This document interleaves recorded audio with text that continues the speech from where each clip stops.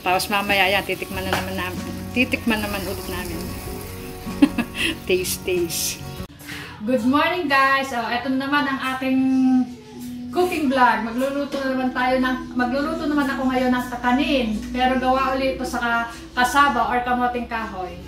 Tapos meron tayong gata, coconut milk.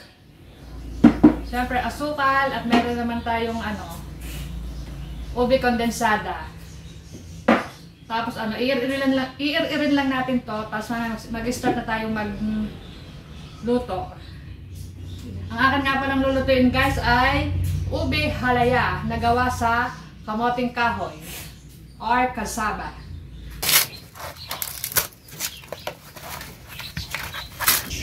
Ayan na, dahil ako'y may gagatan mamaya, nagre-ready kami ng niyog, panggata. Ay, yan? May tubo, Tsaka yan, ugat. Kakain ng tubo nito, masarap. Ang aming gagamitin niyog, panggata. Tubong malaki. May tubong malaki. Bili na kayo. Akin yung malaki. Sige, baakin na.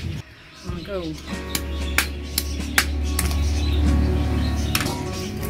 Kakainin natin ang laman sa loob. Yan na. Wow! Ang laki ng tubo. Ang sarap. Kakainin natin yan. Sige, alisin mo nga. Ang laki, Kakainin. Ang tubo na nyo. Matamis yan. Oo nga Favorite ko yan nung ako'y bata pa. Yung tubo ng niyog. Yung may tubong maliit. Naku, wala na. Matamis yan. Ang liit nga. Ay, mas matamis yung maliit. Oo. Masarap yan. Okay. Para isang subuan lang yan Susubo ko. Sarap. Kayuran. Yan, ang gamit namin kayuran. Simula noon. Hanggang ngayon, yung ginawa niyang kayuran, manu-mano. Ngayon ay electric. Pero marami pa rin nagamit ng ganyang kayuran, manu-mano. Yan. Hindi ko napapakita sa video lahat na kinakayod. Eto na naman guys, may lulutuin na naman ako dito sa gawa sa kamoting kahoy or kasaba. Iba naman to, hindi na to maruya. Lagi ng maruya Madaling mapuknat ang balat. Yan ang aking tagatalo.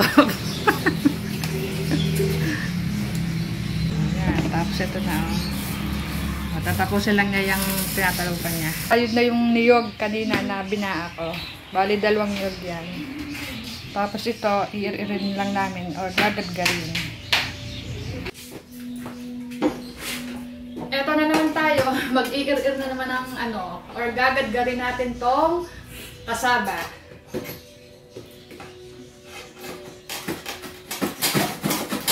Ayan ito ang ginagamit kong pang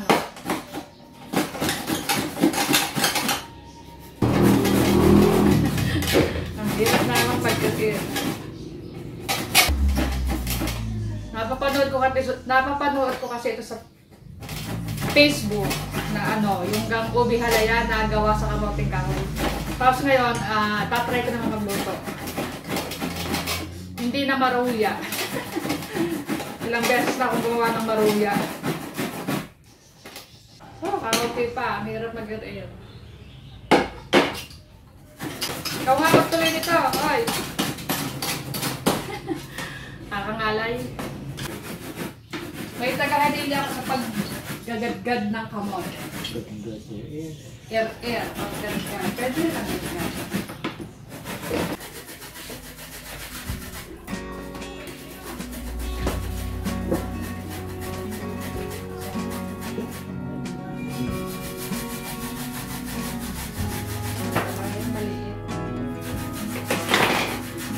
Dalawang kilong kamoting kahoy ang bigili namin. Marami na rin pala.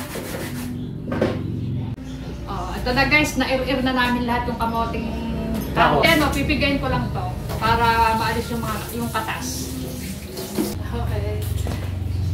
Mag-uumpisa na akong magluto ng aking lulutuin kakanin ngayong undas.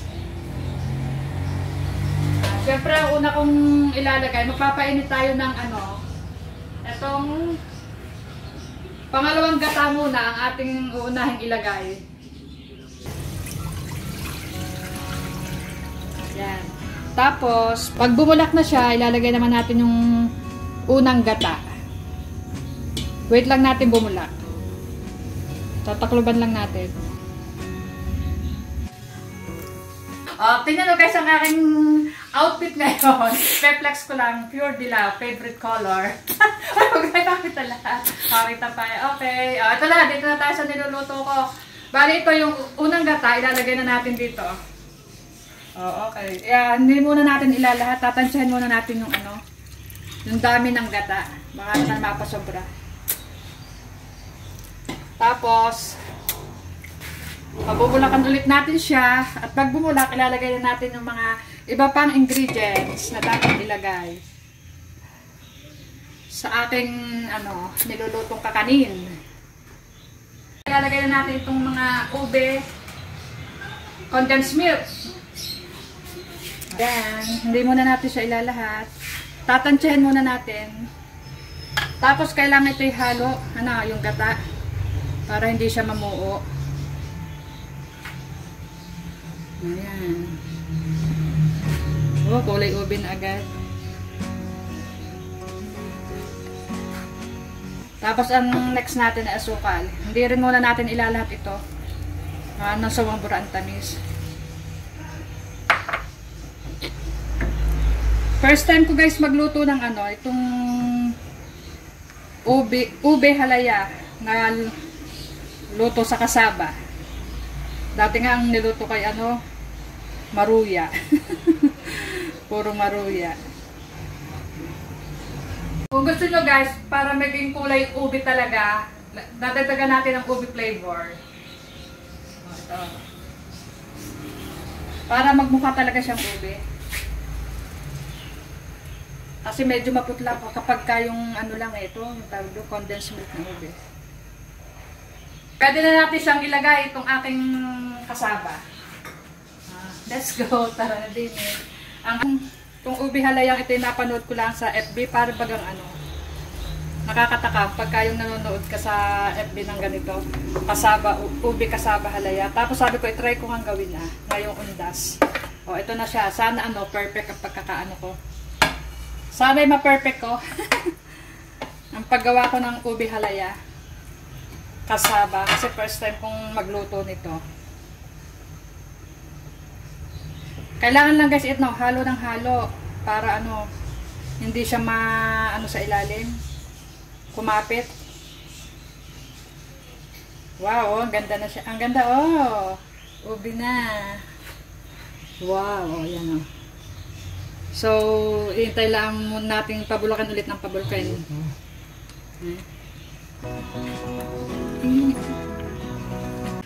Bali guys, dinagdagan ko pa siya ng kaunting gata. Para maluto siya ng husay. So, ang ganda na ng kulay, ubing-ubi na. Purple na. Dati ang niluluto ko dito sa kasaba or kamoting kahoy maruya. Nakapagluto na ako ng 2 beses. Ngayon naman, ito na.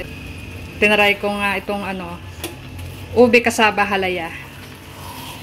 Ayan guys, ang ganda ng color.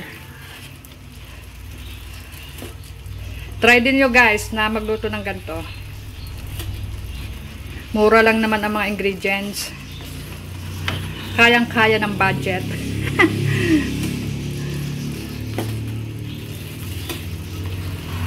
Medyo 10 minutes pa.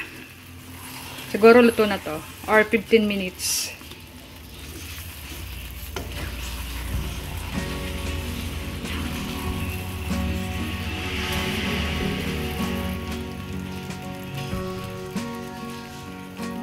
Kailangan nga lang haluin natin. Sa bagay, ito namang aking ay hindi kakapit sa pan kasi non-stick nga to. Non-stick pan.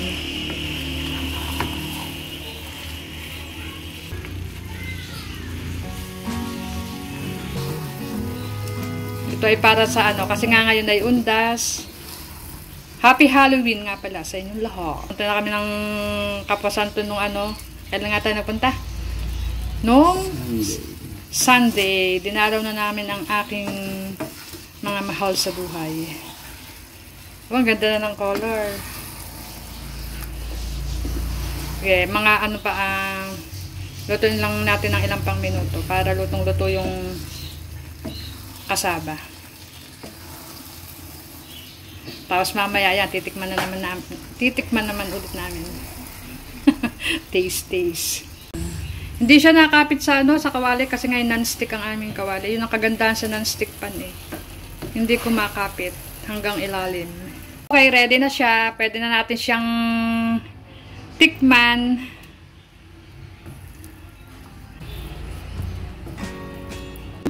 Ube kasaba halaya. First time, pero perfect ang aking pagkakagawa.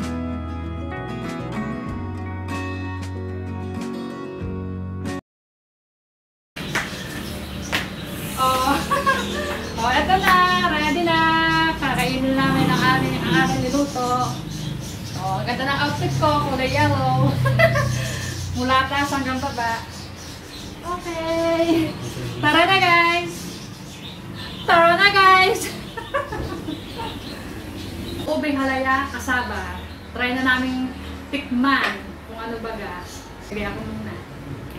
Oh, perfect na perfect kayo sa aking pagkakaluto. First time kong magluto nito. Na-perfect ko naman. Diba? Perfect. Oh, ito na, tikiman na. Sige, ikaw muna kaya muna tumikim.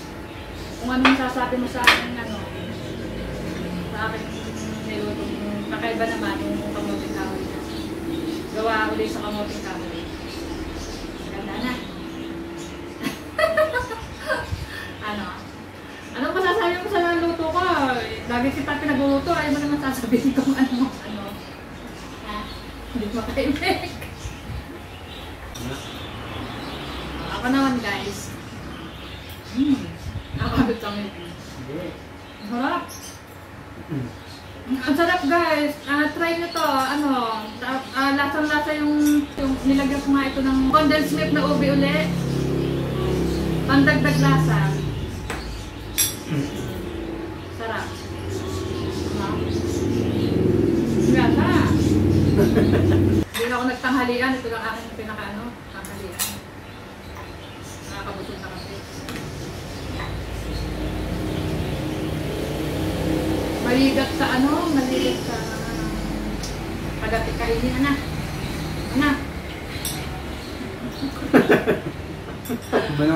Manaw na naman dyan, di ba ako tapos? Aring kausap ko, walang bibig. Ayaw iinip. Yaman naman pang bibig ko eh. Sobrang Ayaw sarap eh. ka ng tumikip din. Huwag na akong tanongin. At maya palibot ka, saka mo ko tanongin. First time kong magluto na perfect. Mauulit itong pagluluto ko.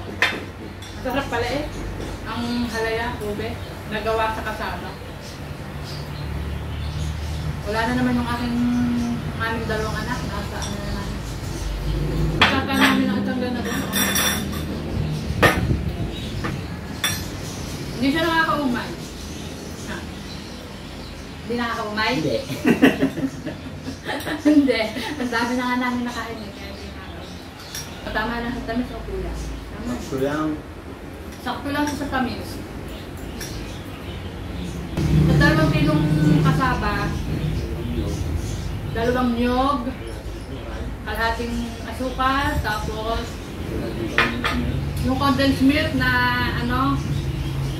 kalahati lang doon ang nailagay ko, hindi ko inubos. Yun, okay na yun. Sakto-sakto na ang lasa.